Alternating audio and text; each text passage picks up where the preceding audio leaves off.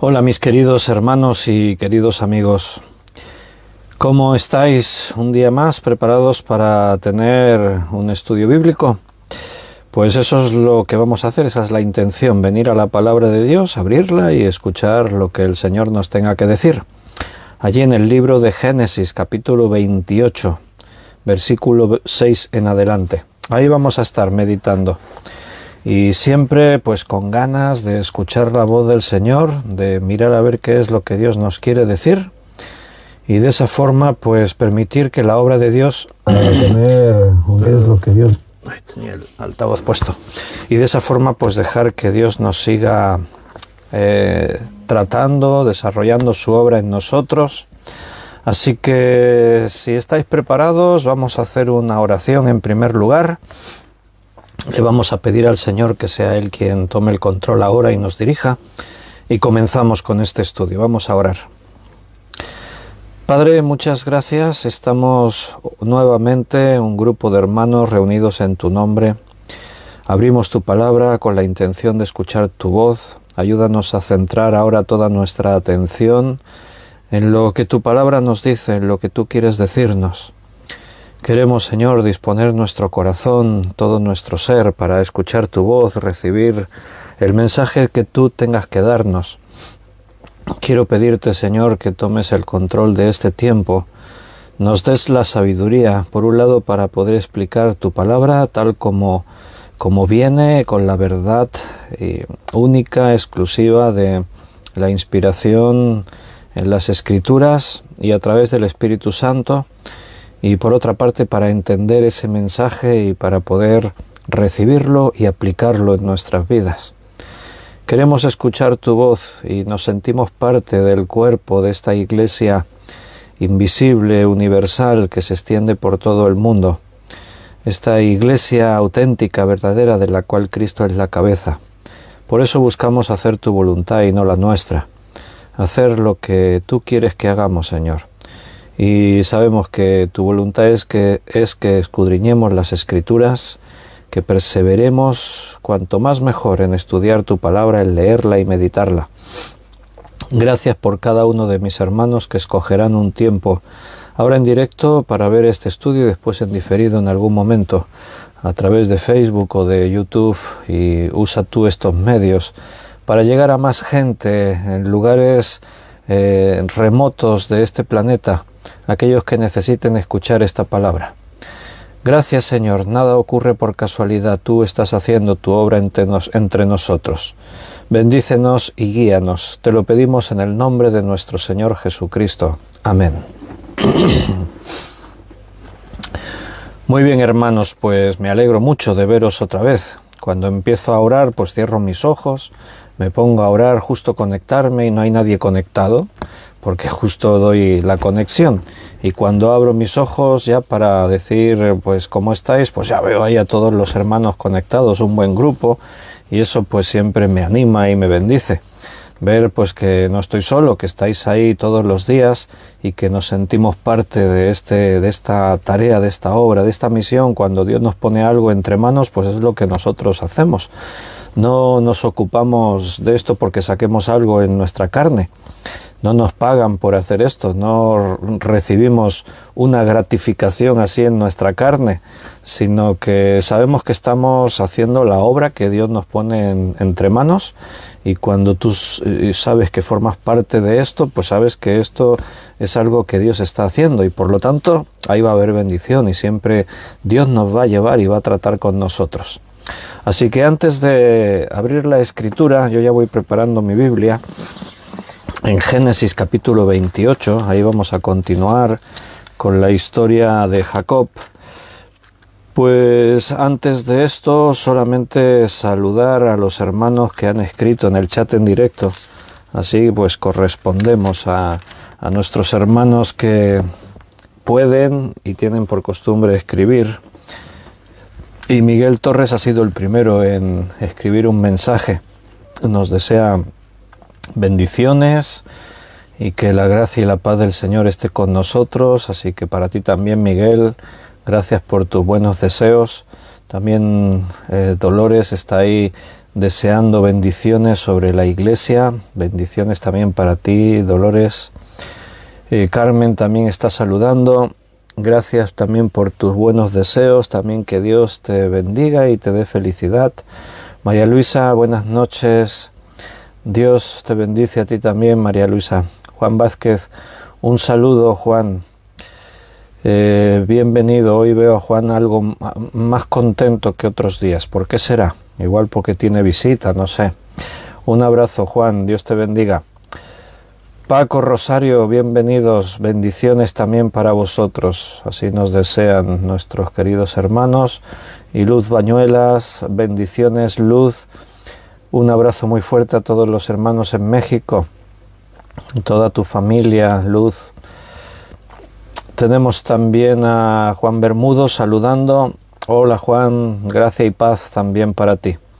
Ana Rita, muchas bendiciones también para ti. Beatriz, gracia y paz también nos desea Beatriz, así que también para ti, Beatriz. Y David, Liliana, David y Daniela, buenas noches, bienvenidos, bendiciones para todos. Me alegra mucho ver que estáis ahí un día más y vuestra constancia, vuestra perseverancia en las cosas de Dios. Hoy es sábado 12 de marzo y vamos a seguir en Génesis capítulo 28 para ver lo que Dios nos tenga que decir. Estamos justo, pues el último día vimos que Rebeca le dice a su hijo Jacob que tendrá que huir porque su hermano Esaú desea matarlo. Y Isaac, el padre de Jacob, lo llama y me imagino a Jacob viniendo a su padre asustado, ya que lo ha engañado, ha mentido. Pero Isaac parece que entendió, Dios está tratando con Isaac porque es el hijo de la promesa. Y entonces Isaac le vemos en una actitud distinta. Lo que hace es darle instrucciones a su hijo Jacob a la hora de encontrar una esposa, y también lo que hace Isaac es bendecir a su hijo Jacob. Y ahora voluntariamente, ya no es mediante engaño, lo bendice. De esta forma confirma que Jacob es el hijo de la promesa, de la herencia, el heredero de la promesa y del pacto que Dios había hecho con Abraham, que renovó con Isaac y que ahora renovará con Jacob. Por eso, como dicen Romanos, no depende del que corre ni del que quiere, sino de Dios que tiene misericordia. Y es Dios quien está haciendo su obra en Jacob. Jacob lo ha intentado por sus medios, engañando, manipulando, pero esto le va a traer consecuencias. Se va a haber metido en tribulaciones, en pruebas difíciles, duras. Pero en medio de nuestras equivocaciones, Dios tiene sus planes y Él actúa en nosotros. La parte final de este párrafo del capítulo 28, versículos 6 al 9, vemos todavía a Esaú intentando hacer algo, arreglar algo. Dice que, versículo 6, y vio Esaú cómo Isaac había bendecido a Jacob y le había enviado a Padán Aram para tomar para sí mujer allí, y que cuando le bendijo le había mandado diciendo: no tomarás mujer de las hijas de Canaán, y que Jacob había obedecido a su padre y a su madre y se había ido a Padán Aram. O sea, Jacob está sirviendo de ejemplo a Esaú. No en el engaño, no en las manipulaciones, en la astucia, sino en la obediencia. Y entonces Esaú se fija en esto. Y vio asimismo Esaú que las hijas de Canaán parecían mal a Isaac su padre. Y se fue Esaú a Ismael y tomó para sí mujer a Mahalat, hija de Ismael, hijo de Abraham, hermano de Nebaiot, además de sus otras mujeres.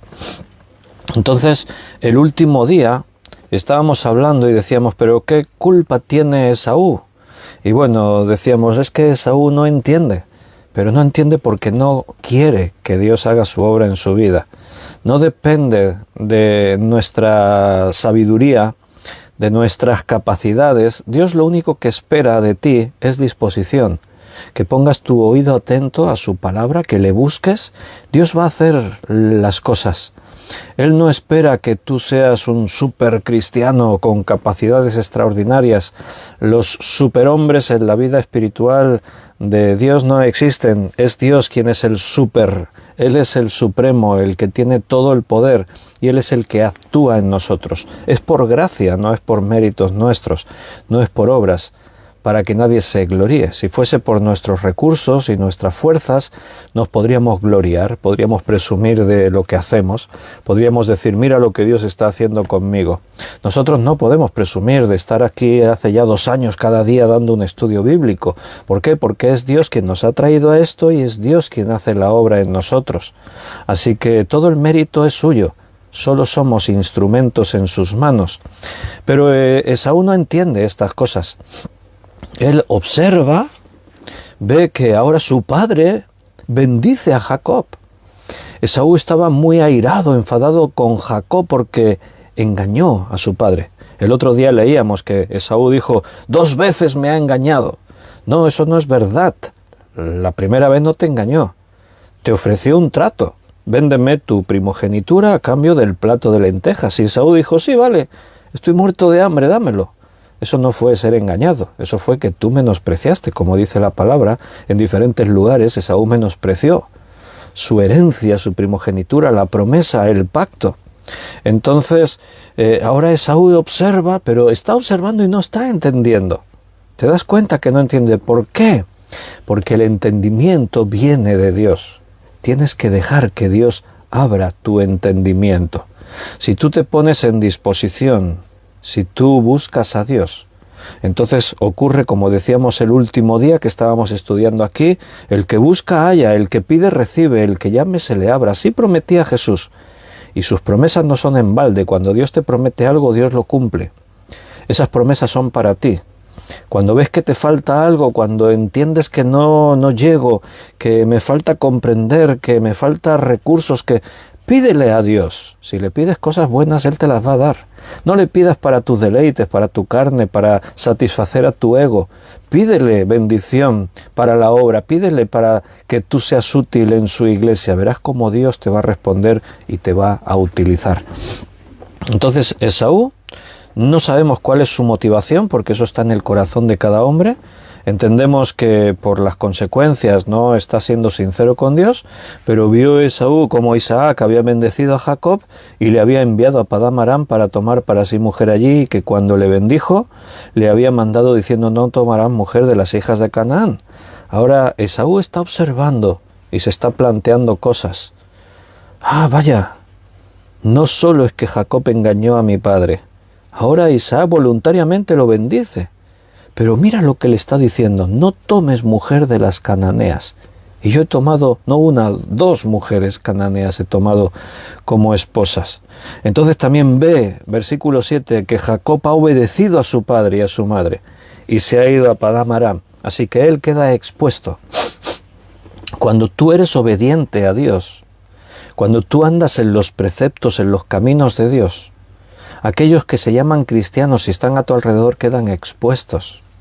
Aquellos familiares tuyos, aquellas personas que no han conocido a Cristo, cuando tú vives vidas de integridad, quedas expuesto. ¿Sabes que esto es una de las causas que te lleva a ser envidiado y a que tomen una actitud negativa contra ti?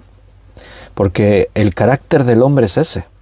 Cuando ve a alguien andando en integridad, en obediencia a Dios, en lugar de decir, voy a imitarle, no, entonces te miran mal a ti.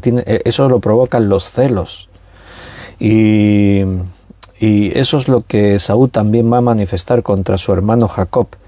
Lo normal en esta escena es que Esaú reflexionase y dijese, vale, lo estoy haciendo mal, no estoy haciendo lo que debo. Voy a rectificar, voy a arrepentirme, voy a buscar al Dios de mi padre, Isaac. Pero no hace eso. Él está observando, ha visto lo que ha hecho Isaac y Rebeca, ha visto que Jacob ha obedecido, y entonces vio a sí mismo Esaú que las hijas de Canaán parecían mal a Isaac y su padre. Se da cuenta del disgusto que les ha dado a sus padres al casarse con 2 cananeas, y entonces Esaú dice, voy a arreglarlo. Voy a hacer algo que le agradará a mi padre. ¿Y qué es lo que hizo? Pues se fue a Ismael y tomó para sí mujer a Mahalat, hija de Ismael, hijo de Abraham, hermana de Nebaiot, además de sus otras mujeres. Reconoce que sus esposas no son del agrado de sus padres y se casa con Mahalat, de la familia de Ismael, a quien Dios también había rechazado. Dios le dijo a Abraham: no te parezca grave echar a Agar y a Ismael de tu casa, porque no pueden interferir con mis propósitos, con el hijo que yo te prometí, con Isaac. Cuando Dios tiene un plan, el plan de Dios es el que se tiene que desarrollar. Y en el plan de Dios no se pueden incluir tus planes, porque interferirán el uno con el otro. No se pueden servir a dos señores a la vez. Tienes que servir a uno o a otro, pero no a los dos a la vez. Entonces, aquí Esaú no está entendiendo porque no tiene discernimiento espiritual. Él se plantea, después de observar, Isaac ha bendecido a Jacob, Jacob le obedece, le da instrucciones: no te cases con las cananeas, ves a la familia de tu madre y cásate allí con una mujer. Y entonces Esaú dice: vale, entiendo que mis padres están muy disgustados conmigo porque me casé con dos cananeas. ¿Cómo lo arreglo? Me caso con una mujer de la hija de Ismael. Ismael es hijo de Abraham. Ahí está la falta de discernimiento. O sea, ¿por qué Abraham no le mandó a su siervo ir a buscar una esposa para Isaac a la familia de Ismael? ¿Por qué Isaac ahora no le dice a Jacob, su hijo: no te cases con las cananeas, ves a la casa, ves a la tierra de Padán Aram, a la familia de tu madre, o ves a la casa de Ismael? ¿Por qué no le da esa opción? Porque Dios rechazó la familia de Ismael. No, Ismael como Esaú no entendieron en su tiempo. Siguieron sus propios caminos, no tuvieron en cuenta a Dios. No es que Dios tiene preferencias y rechaza a unos. No, cuando Dios rechaza algo es porque esa persona no quiere. No es cuestión de que Dios quiera tener a uno o a otro, es por cuestión personal, libre albedrío. Dijimos el otro día, Esaú tuvo la bendición que se merecía. Jacob tuvo la que se merecía. Pero no hablamos de méritos personales, es una cuestión de fe, como estamos estudiando en la serie sobre Romanos. Aquí se trata de fe, no se trata de que unas personas sean mejores que las otras. Jacob tiene fe y Esaú no la tiene. Esa es la única diferencia. Entonces, bueno, lo que se percibe aquí es que no había arrepentimiento de parte de Esaú. En ningún momento tú veas que vaya y le pida perdón a su padre. No aparece eso en ningún sitio.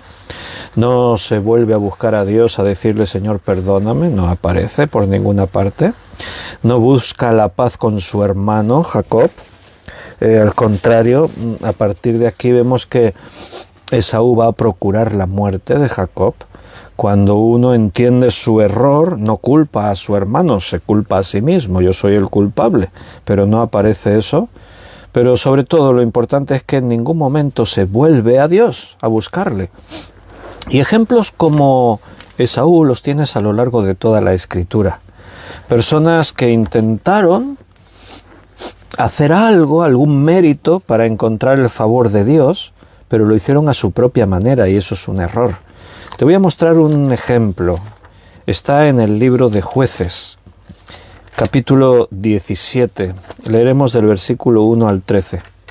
Es la historia de Micaía. Jueces 17, versículo del 1 al 13. Hubo un hombre del monte de Efraín que se llamaba Micaía, el cual dijo a su madre: los 1100 siclos de plata que te fueron hurtados, acerca de los cuales maldijiste y de los cuales me hablaste, he aquí el dinero, está en mi poder, yo lo tomé. No te lo robaron, lo cogí yo, te lo robé yo. Entonces la madre dijo: bendito seas de Jehová, hijo mío. O sea, menos mal que tú fuiste el ladrón, ¿no? Y le devolvió los 1100 siclos de plata a su madre, y su madre dijo: en verdad, he dedicado el dinero a Jehová por mi hijo, para hacer una imagen de talla y una de fundición ahora, pues yo te lo devuelvo. Para eso había guardado el dinero, para hacerse una imagen para hacerse un dios a su forma, a su manera.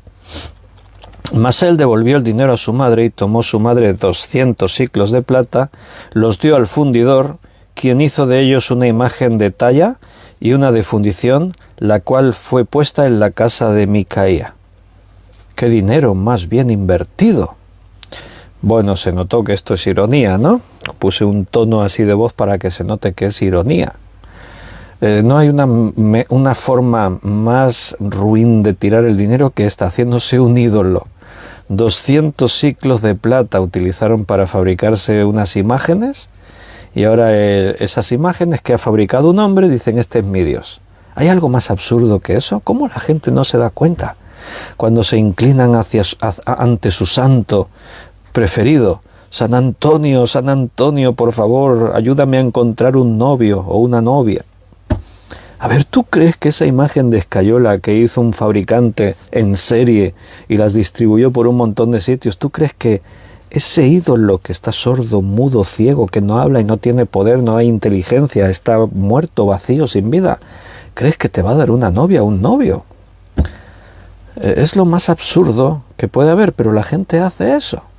Se inclinan ante una imagen de madera o de escayola de su virgen favorita, o de Dios o de un Cristo que está ahí, y ofenden al Dios del cielo, que dijo: no te harás imagen ni ninguna semejanza de lo que hay arriba en los cielos o abajo en la tierra. Y este hombre, Micaía, tuvo casa de dioses, e hizo efod y terafines, y consagró a uno de sus hijos para que fuera su sacerdote. ¿Te das cuenta el fondo del asunto? ¿Buscaba algo? ¿Buscaba a Dios? No, porque si busca a Dios lo encuentra. Buscaba una forma para acallar su conciencia, buscaba una fórmula que se adaptase a su conveniencia, esto es religión al gusto del consumidor, y de esa forma decir: mira, mi vida espiritual está bien, cuando me muera me iré al cielo porque tengo aquí mis dioses. Y a un hijo suyo lo nombró sacerdote. ¿Qué dice la Biblia acerca de eso? Que el sacerdocio está determinado por parte de Dios de una tribu, la tribu de Leví, y es Dios quien establece el orden. O sea, ningún hombre puede nombrar sacerdotes. En aquellos días no había rey en Israel, cada uno hacía lo que bien le parecía. Ahí está la clave de todo el versículo 6.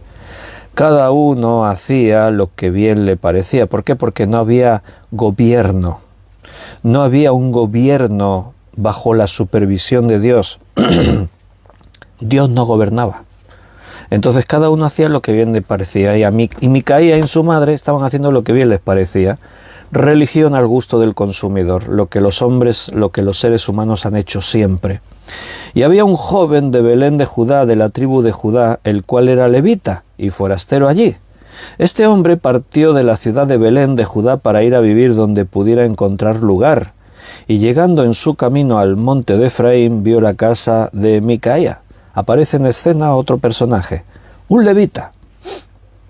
¿Y quién era este hombre? No sabemos mucho de él. Sabemos lo que dice ahí: buscaba un lugar para vivir. No sabemos sus problemas, su fondo, el porqué. La cuestión es que era levita y buscaba un lugar para vivir. Y se encontró la casa de Micaía, y Micaía le dijo: ¿de dónde vienes? Y el levita le respondió: soy de Belén de Judá, y voy a vivir donde pueda encontrar un lugar. Busco un sitio para montar mi iglesia. Entonces Micaía le dijo: quédate en mi casa y serás para mí padre y sacerdote. Y yo te daré 10 siclos de plata por año, vestidos y comida. Y el levita se quedó. El levita tampoco parece que es un hombre muy espiritual. No parece que sea un hombre de fe que busca la voluntad de Dios. Señor, ¿dónde quieres llevarme? No. Es uno que busca establecer su iglesia. Y llega a un sitio, le ofrecen dinero, le ofrecen vivienda, los gastos, y dice: me parece un buen negocio, y se quedó. Agradó pues al levita morar con aquel hombre, y fue para él como uno de sus hijos. Y Micaía consagró al levita, y aquel joven le servía de sacerdote, y permaneció en la casa de Micaía. Micaía consagró al levita. Pues según la Biblia esto no se hace, no se puede hacer. Son los sacerdotes los que consagran sacerdotes, es Dios quien está por encima de la consagración. Pero Micaía está haciendo la religión a su gusto. Y Micaía dijo, ahora sé, fíjate Micaía, su declaración, ahora sé que Jehová me prosperará, porque tengo un levita por sacerdote. Qué genial esto, qué idea más buena. O sea, es como si tú dices, yo soy miembro de una iglesia evangélica, ahora sé que Dios me va a prosperar. No, yo tengo en mi casa llena de imágenes de Cristo y de la Virgen, yo sé que Dios me va a prosperar. No, yo me he ingresado en los Testigos de Jehová y voy todos los días allí a estudiar en el Salón del Reino, la teocracia y ahora ya sé que Dios me prosperará. No, yo he consagrado mi vida a la causa de Mahoma y yo sé que Alá me va a prosperar. Y no, cada uno monta su religión a su gusto. Cada uno construye su fe, su forma de vida en fe y cree que haciendo eso Dios me bendecirá.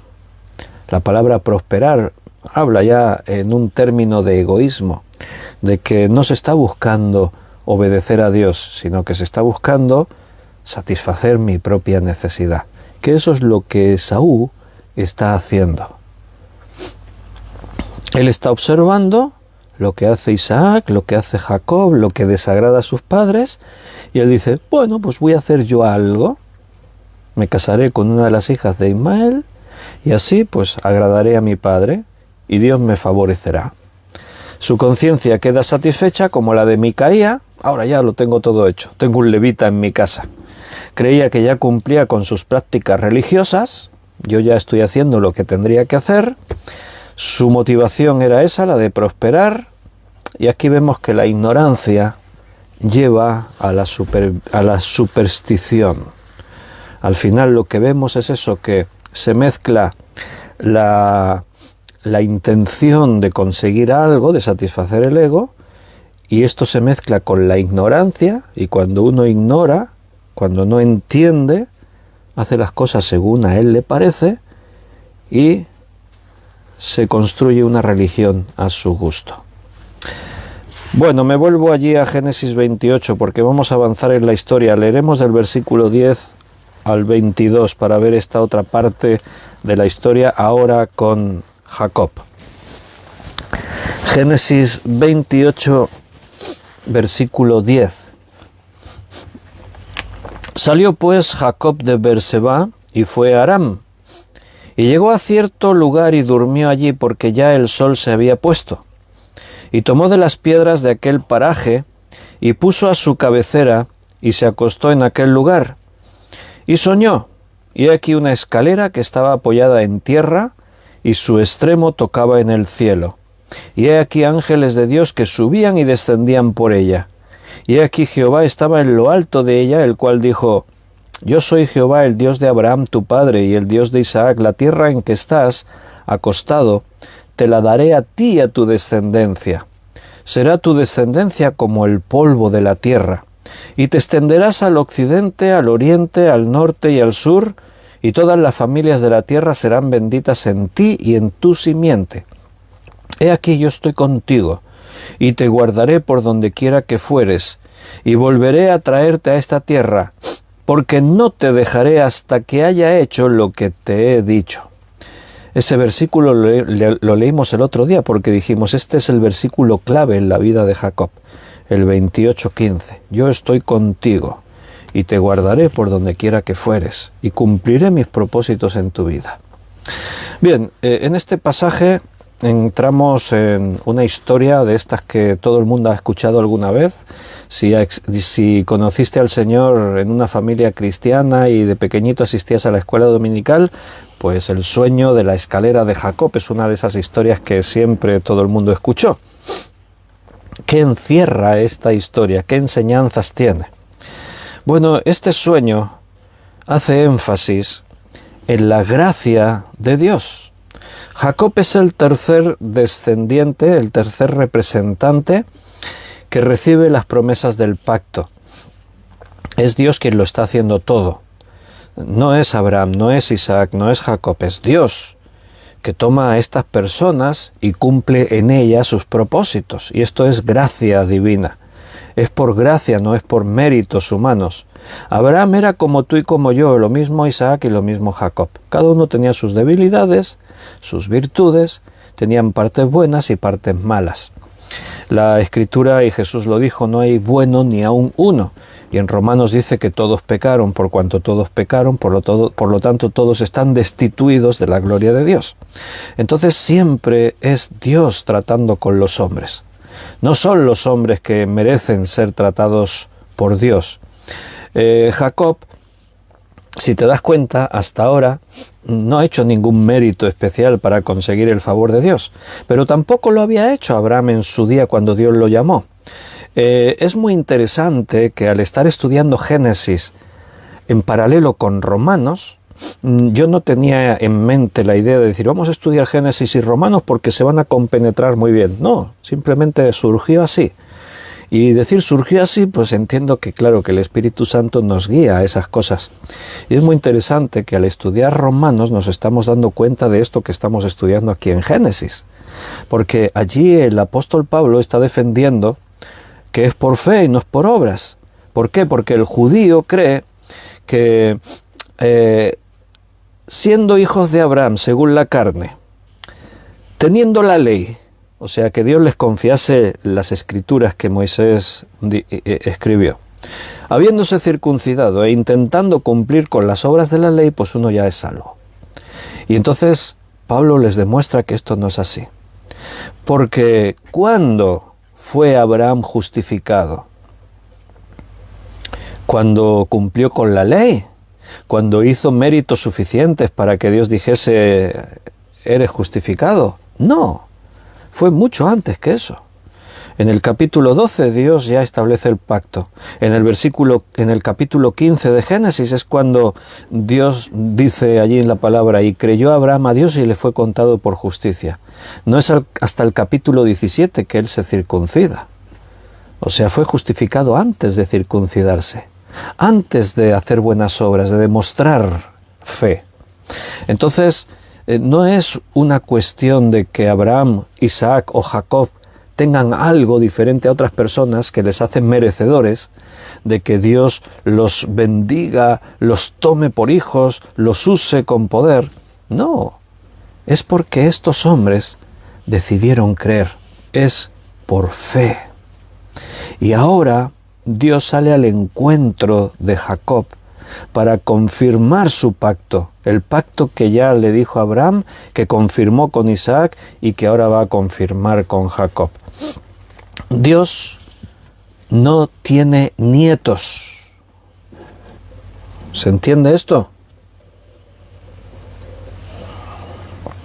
Dios no tiene nietos, Dios solo tiene hijos. Entonces, no bastaba con ser nieto de Abraham. No, ahora Dios establece una relación personal con Jacob. Tú, hermano que me oyes en este estudio, eres miembro de la iglesia. Pero no es suficiente con decir, es que yo ya soy miembro de la iglesia. No, Dios quiere tener una relación personal contigo. Una cosa es la iglesia, el conjunto de los creyentes, que damos forma al cuerpo de Cristo. Pero quiero que notes que la palabra de Dios hace el énfasis en la importancia de cada miembro. Tú eres importante. Tú cuentas para Dios. No eres una estadística, un número en el conjunto de la multitud. Yo sé que muchos de nosotros nos podemos comparar con otros creyentes relevantes y pensar, yo no soy nada, yo no soy un pastor, un predicador renombrado, yo no soy un orador elocuente. Pero para Dios sí eres importante, porque recuerda, no te llamarás Abraham, a lo mejor te llamas Jacob, ni eso, te llamas... Pero es que no es por tu nombre, no es porque Abraham fuese Abraham, no era nadie Abraham cuando Dios lo llamó.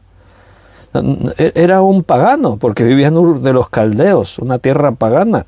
Por eso Dios lo sacó de ahí. No es el nombre que tiene la persona, es la relación que Dios establece contigo. No son tus cualidades, no son tus dones naturales, tus recursos. No es eso, es lo que Dios puede y quiere hacer contigo. Por eso digo, Dios no tiene nietos. Dios tiene hijos, tú eres hijo de Dios. Esa es una doctrina fundamental ahora en el Nuevo Testamento para todos aquellos que hemos creído en Jesucristo como nuestro Salvador personal. Hemos sido adoptados por Dios y la adopción nos convierte en hijos legítimos, hermanos de Jesucristo. Por eso somos sus coherederos. Por eso a nosotros se nos ha dado el derecho de sentarnos en el trono con Jesús.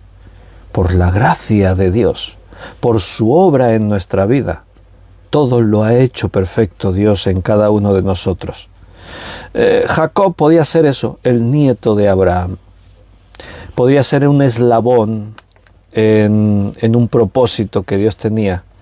Pero Dios no tiene nietos, tiene hijos, y Dios sale al encuentro de Jacob, y en este sueño lo vamos a ver. Dios se revela a Jacob de una forma personal. Dios quiere hacer eso contigo. Por eso Dios te insiste tanto. Por eso necesitamos meternos en su palabra. Por eso necesitas tener una relación íntima con Dios.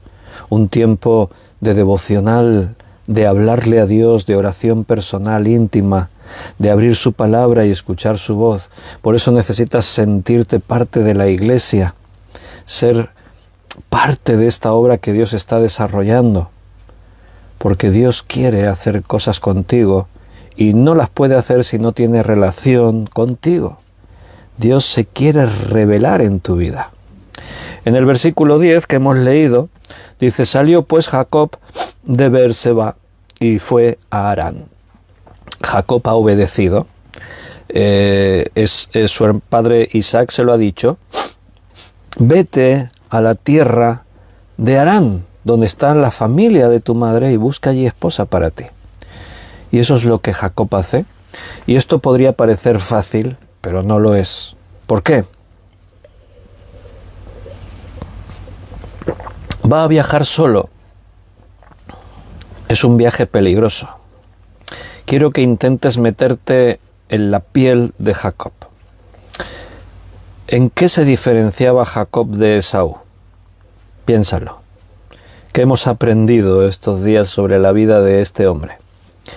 Esaú, ¿cómo era? Era un hombre de campo, de caza, era un aventurero. Cogía sus armas, sus flechas, su cuchillo, su lanza, se iba al bosque y se tiraba por ahí un día, 2 días, 3 días cazando animales. Después volvía, traía la caza. Era un hombre fuerte, musculoso, velludo. Pero Jacob, ¿cómo era? Era un chico de su casa. Era un jovencito, así flaquito, guapito. Era un hijo de mamá.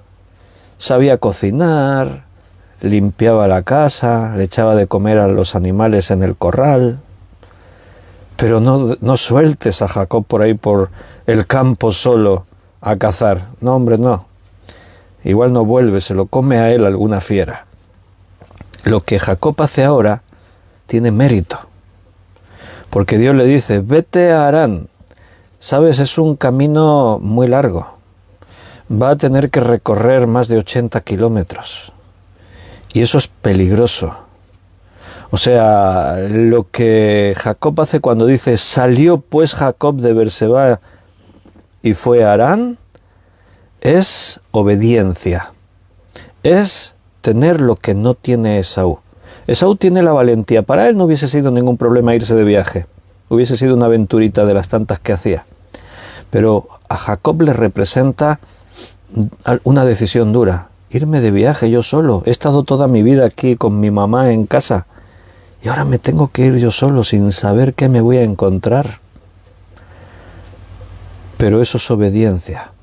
Eso es determinación. Eso es tener la convicción que es lo que Dios quiere para mí. Y cuando tú sabes que Dios quiere eso para ti, no te podrás quedar con los brazos cruzados. Si tú entiendes que Dios tiene un propósito para tu vida, no podrás dormir tranquilo hasta que no lo cumplas.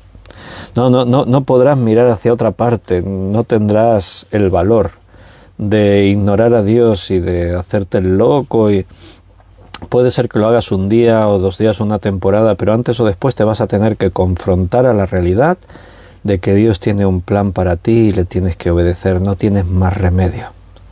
Y eso es lo que Jacob hace. Se pone en marcha. Y fíjate en un detalle, que cuando Abraham quería encontrar una esposa para Isaac, ¿qué ocurrió? Pues que envió a su siervo a la casa de sus familiares para encontrar una esposa. ¿Qué encuentras diferente aquí con esto? Que Isaac no envía a un siervo. Lo normal, dijimos entonces, es que el propio padre buscaba una esposa. Pero Abraham era muy viejo y es el mismo caso que Isaac. Encima Isaac dice que está ciego, ya ni siquiera ve. Así que lo normal es que Isaac hubiese llamado a uno de sus criados, el criado principal, el de confianza, creyente, y le hubiese dicho: oye, ves a la casa de nuestros familiares y busca ahí una esposa para mi hijo Jacob. Pero no ocurre eso. ¿Por qué? Es Isaac el que envía directamente a su hijo. Esto no se hacía, no era lo habitual. ¿Por qué? Porque Jacob, más que ir a buscar una esposa, huye de su hermano Esaú. O sea, es una huida. No es simplemente voy a buscar una esposa. Si no, se habría quedado y ya habrían ido a buscar la esposa por él. Pero Rebeca es consciente, ha escuchado a su hermano. Isaac también lo entiende. Es consciente que Esaú es un bruto. Esaú no tiene temor de Dios y temen seriamente que pueda matar a Jacob. Así que es un viaje a la desesperada. Vete a buscar esposa, huye de delante de tu hermano Esaú. Y esto lo vamos a ver en una gran parte de la vida de Jacob. Se va a caracterizar por ir huyendo delante de su hermano Esaú. Seguramente por este temor ni siquiera se va por el camino habitual, el más común, el más corto, para ir a Aram, sino que tomó un camino más largo, más peligroso, pero para evitar seguramente que su hermano Esaú lo pudiese encontrar. Es un camino largo y es un camino peligroso. No me quiero imaginar cómo iba Jacob. Aquello era nuevo para él. Estaba solo, estaba asustado, estaba desterrado de su casa. Era la primera vez que hacía eso en su vida. Los días debían ser muy largos, llenos de miedo, vigilando siempre a su alrededor, no solo que su hermano le pudiese encontrar. Los caminos en ese tiempo eran muy peligrosos, estaban llenos de maleantes, de asaltantes, incluso de fieras peligrosas. Había animales salvajes peligrosos que hoy en día ya no están, se extinguieron en esos caminos de estas tierras. Las noches debían ser terribles para Jacob. Dice el versículo 11: y llegó a un cierto lugar y durmió allí, porque ya el sol se había puesto, y tomó de las piedras de aquel paraje y puso a su cabecera y se acostó en aquel lugar. Más adelante se identifica el lugar como Betel. Así Jacob va a llamar a ese sitio. Y así se va a conocer a partir de este día. Betel, casa de Dios, significa. Este lugar, Betel, está a 77 kilómetros de Beerseba, o sea que ha recorrido un largo camino. Ya ha andado 77 kilómetros. Y es otro día, ya lleva unos cuantos días de viaje. Es otro día más. Y es otro día de sentirse solo, asustado, de estar cansado, de tener la incertidumbre de qué me espera, pero se está acercando la noche y es otra noche más, seguro que está agotado, así que se prepara para dormir. Y tomó una piedra para ponerla de almohada. A mí siempre me sorprendió este versículo. Te hace pensar, ¿no?, en nuestra vida que tenemos hoy en día y cómo era la vida de estas personas en la antigüedad. ¿Dormirías tú ahí en el suelo y con una piedra de almohada?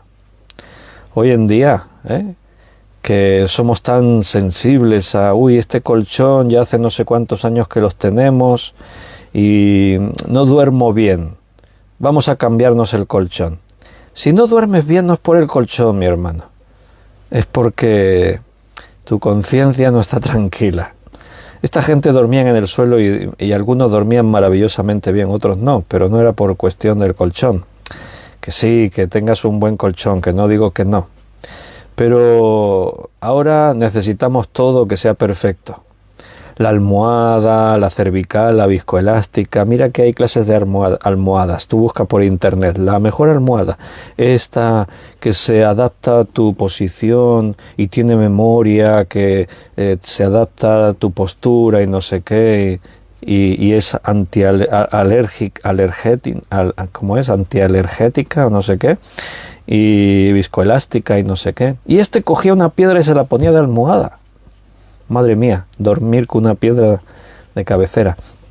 Me imagino que sobre la piedra pues ponía el manto, alguna cosa que amortiguase un poco, ¿no? Nos hemos vuelto muy delicados, el ser humano moderno, los modernos que somos ahora. Lo necesitamos todo perfecto. Pero ahí se puso a dormir, a descansar con una piedra de almohada. Y se durmió, y soñó, versículo 12. Y he aquí una escalera que estaba apoyada en tierra y su extremo tocaba en el cielo, y he aquí ángeles de Dios que subían y descendían por ella. Esta es una escena bíblica que puedes ver representada en diversas obras de arte. Hay pintores de todos los tiempos, utilizaron escenas bíblicas para exponerlas, para plasmarlas en un lienzo, y hay muchas pinturas que representan escenas bíblicas. Si tú pones en el buscador en Google imágenes de la escalera de Jacob, verás algunos de esos cuadros. Cada artista lo imaginó de una manera o de otra. Algunos lo imaginan como una escalera de estas así de pasamanos, apoyadas. Seguramente, según el texto hebreo, la idea de una escalera que apoya en el suelo y en el cielo, sea más bien como una especie de montaña que tiene escalones. Esa es la idea según el texto hebreo. Es como una escalera, pero no te la imaginas de estas que te la metes debajo del brazo y te vas y la apoyas así. Seguramente la visión que Jacob tuvo era algo así. Porque en algunas versiones el lugar de escalera habla como de una montaña. Y hay otras referencias de versículos en la Biblia que hablan así, parecido a eso. Pero bueno, al final eso es lo de menos. ¿Qué apariencia tenía la escalera? La cuestión es lo que eso significaba y lo que representaba para Jacob. Está en el peor momento de su vida, en este instante. El haber conseguido la bendición del Padre era su sueño, pero no lo está disfrutando, porque se siente desterrado, está solo, está lleno de miedo. Huye de delante de su hermano y no sabe lo que le espera. Su vida ahora mismo pende de un hilo, es incierta, está rodeado de peligros. Y hermano, es en esos momentos difíciles de nuestra vida en los que Dios actúa. Hay una crisis personal. ¿Cuántos de vosotros no habéis experimentado eso? ¿Lo estáis experimentando o lo experimentaréis? Nos metemos en crisis personales en nuestra vida, nos encontramos en situaciones difíciles, a veces intentamos solucionarlas por nuestros medios, a veces nuestras decisiones empeoran las cosas y poco a poco te encuentras en un callejón sin salida, en un pozo profundo, te encuentras sin esperanza, en una profunda crisis personal y eso te lleva a algo. ¿A qué? A una experiencia especial en el Espíritu, en Dios. Dios utiliza los momentos difíciles para hacer cosas en nuestra vida. Cuando todo va maravillosamente bien, Sabes, a veces nos distraemos demasiado, nos perdemos de buscar a Dios, nos ocupamos en cosas vanas, y es cuando las cosas se ponen difíciles, cuando surge la tribulación, que nos volvemos a Dios y disponemos nuestra vida a ver y a entender y a dejar que Dios trate con nosotros. Por eso en las tribulaciones es cuando Dios obra más en nosotros, a través de las tribulaciones. Por eso tú vas a encontrar en la Biblia muchas expresiones relacionadas con esto, como que el oro se prueba en el fuego y los diamantes surgen de la fricción más profunda de la tierra y del fuego actuando. Y Dios prueba nuestra fe. Dios saca algo hermoso de las tribulaciones. Dice la Biblia que a través de la tribulación obtenemos paciencia. Entonces, ahora Jacob está en un momento difícil de su vida y es el momento para que Dios intervenga. Y Dios actúa y le muestra un sueño a Jacob, una escalera. Pero ¿qué ocurre en esa escalera? Que ángeles de Dios subían y descendían por ella. ¿Y eso qué significa? ¿Qué representa? Ángeles de Dios subiendo y descendiendo por una escalera.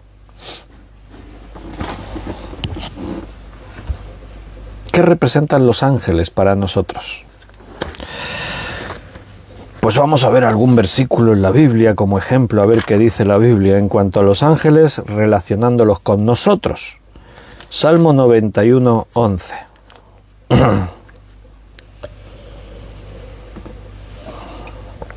Pues a sus ángeles mandará cerca de ti, que te guarden en todos tus caminos.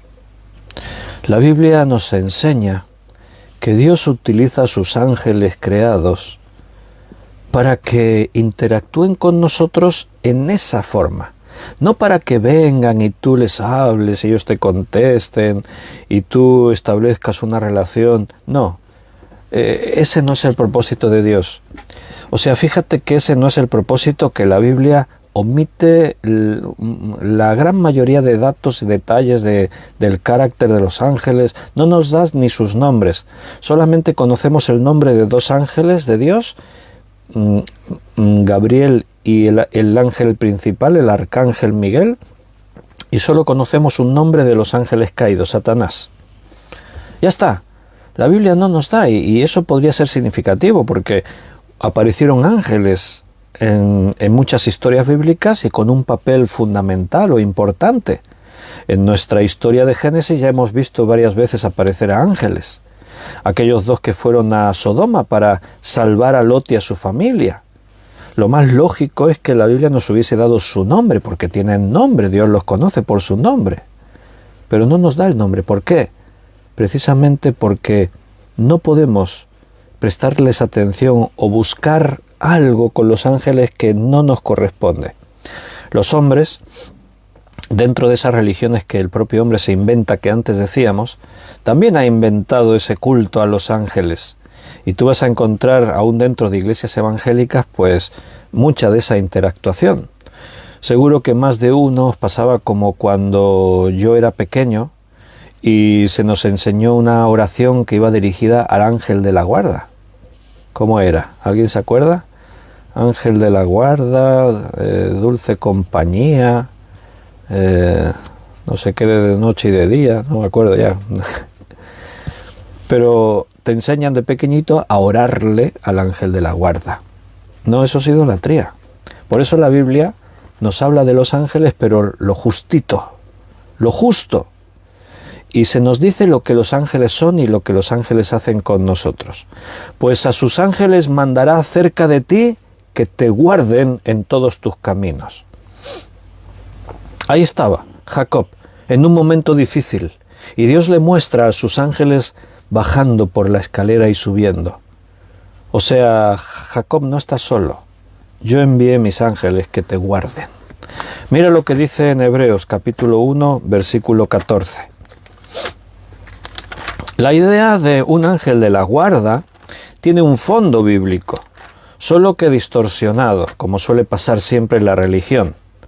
O sea, es cierto que los ángeles de Dios los pone a nuestro servicio para eso, para cuidarnos, ayudarnos, y de ahí sale esa imagen, esa idea del ángel de la guarda, que después la religión distorsiona.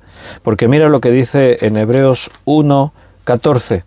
¿No son todos espíritus ministradores? Habla de los ángeles de los cielos. Y dice que son espíritus ministradores enviados para servicio a favor de los que serán herederos de la salvación. O sea, nosotros los creyentes. ¿Te das cuenta? Los ángeles están a nuestro servicio. Pero no es que tú les puedes ordenar a los ángeles. No es que tú tienes que hablar con ellos. No, están comisionados por Dios. O sea, es Dios quien los comisiona. Nosotros no tenemos autoridad y poder sobre los ángeles. Los ángeles obedecen a Dios, pero están para ayudarnos. Son los ángeles los que vienen a traernos mensajes. Son los ángeles a los que nosotros no vemos, pero están a nuestro alrededor. ¿Alguien ha visto a un ángel alguna vez? Puede ser que alguien tenga un testimonio por ahí, pero no es lo más importante. Lo importante es que tú sepas que el ángel de Jehová acampa alrededor de los que le temen y los defiende. O sea que Dios te protege y tiene el control sobre tu vida. Y lo importante es que sepas que Dios utiliza métodos para tu defensa, y una de ellas es que sus ángeles son enviados para servirte a ti. Y tú dirás, ¿y quién soy yo para que los ángeles me sirvan? No eres nadie, es por gracia, no te olvides. En Segunda de Reyes, capítulo 6, hay una de las mejores historias bíblicas para ilustrar esto, que es el caso de Eliseo y los sirios. Dice en Segundo Libro de Reyes, capítulo 6, versículo 14 al 17, entonces envió el rey allá gente de a caballo y carros y un gran ejército, los cuales vinieron de noche y sitiaron la ciudad. El rey de Siria moviliza todo su ejército para atacar la ciudad de los judíos, destruirles, y dice que sitiaron la ciudad. Y se levantó de mañana Eliseo, y salió el que servía al varón de Dios. Se levantó de mañana el siervo, el que servía al varón de Dios. Y mira, y he aquí un ejército que tenía sitiada la ciudad, con gente de a caballo y carros. Entonces su criado le dijo, Señor mío, ¿qué haremos? Eliseo estaba allí tranquilo, y viene el criado, mira y ve todo el ejército de Siria que les han rodeado. La caballería, los carros de combate, la infantería, un ejército poderosísimo. Y el criado desfalleció y dijo, ¿qué vamos a hacer? Estamos perdidos. Y Eliseo le dijo, no tengas miedo, porque son más los que están con nosotros que los que están con ellos. Yo me imagino al siervo, ¿no?, de Eliseo mirándole, y mirando lo que tenían unos cuantos hombres, asustados, temerosos, y el siervo pensando, se ha vuelto loco mi señor, Eliseo está loco. No tengan miedo, son más los que están con nosotros, pero Eliseo, mira, ¿qué estás diciendo? ¿De qué hablas? Y oró Eliseo y dijo, te ruego, oh Jehová, que abras sus ojos para que vea. Eliseo estaba viendo algo que el criado no veía. Dios había abierto los ojos a Eliseo y él estaba tranquilo porque veía algo invisible a los ojos de los demás. Eso es lo que marca a veces la diferencia. Tú ves a cristianos deshechos en medio de la tribulación y tú ves a creyentes en medio de la tribulación que se mantienen en pie. ¿Por qué? Porque ven algo que los demás no ven. Y no estoy diciendo que vean los ángeles de Dios. Por fe vemos también. Y yo veo que Dios está conmigo. En este caso sí vieron ángeles. Entonces Jehová abrió los ojos del criado y miró, y he aquí que el monte estaba lleno de gente de a caballo y de carros de fuego alrededor de Eliseo. Los ángeles de Dios son enviados muchas veces para que nos defiendan. para que nos sirvan. Para Dios eres importante. Tú vas a encontrar en la palabra, en la vida de Jesús, por ejemplo, que muchas veces vas a ver que los ángeles de Dios venían y le servían. Después de los 40 días de ayuno, vinieron los ángeles de Dios a servirle. En Getsemaní, los ángeles vinieron a servirle, a fortalecerle. Eso es lo que son los ángeles, espíritus ministradores al servicio de Dios para servirnos. Así dice Hebreos, allí que hemos leído 1:14. Entonces, nunca estamos solos. Mira a tu alrededor ahora mismo donde estás en tu habitación. Algunos estáis en el comedor, otros estáis en la cocina, otros estáis no sé dónde andáis. Alguno igual va conduciendo mientras escucha este estudio. Mira a tu alrededor un momentito. ¿Quieres que ore para que Dios abra tus ojos y veas los ángeles? Bueno, no lo voy a hacer. No lo necesitamos. Andamos por fe, no por vista. Pero créetelo, a nuestro alrededor hay ángeles de Dios. Lo dice la Biblia, por eso me lo creo. No es superstición, no estoy hablando ahí de nada especial. Eso sí, no le hables a los ángeles, no les adores, no les ores a ellos. No, solo son espíritus ministradores. Es Dios quien hace todo. Otro momento difícil en la vida de Esaú será, que ya llegaremos a ello, cuando en el capítulo 32 se prepara para encontrarse con Esaú. Otro momento difícil en la vida de Jacob, cuando se va a enfrentar a Esaú. En ese momento él no sabe nada si Esaú lo perdonará o no. Él teme que su hermano lo quiere matar.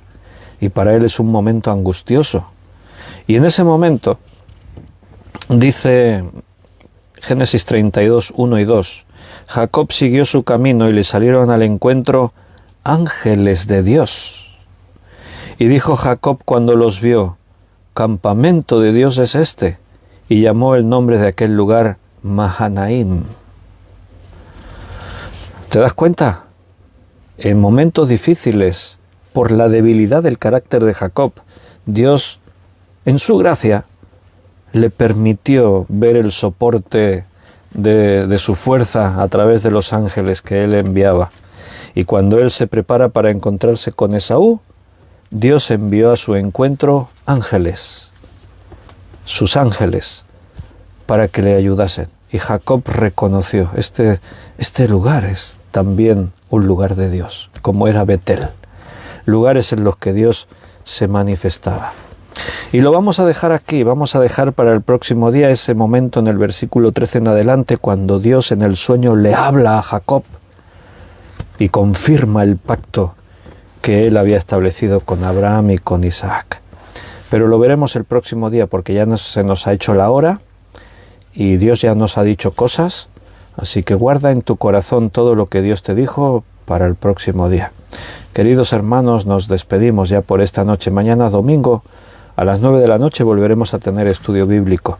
Pero por la mañana no te olvides que, como todos los domingos, tenemos culto a nuestro Dios. Y los que podáis venir en directo, en persona, será genial que nos podamos ver en nuestro local de reuniones. Ahí alabaremos a Dios, escucharemos testimonio, predicación de la palabra. Los que no podáis venir, pues sabéis que también tenéis la oportunidad de seguirlo en directo y sentiros parte de la iglesia, claro, a través de Facebook y de YouTube. Las reuniones desde la iglesia también se retransmiten por YouTube si no falla la cosa. Así que, queridos hermanos, espero que nos veamos mañana.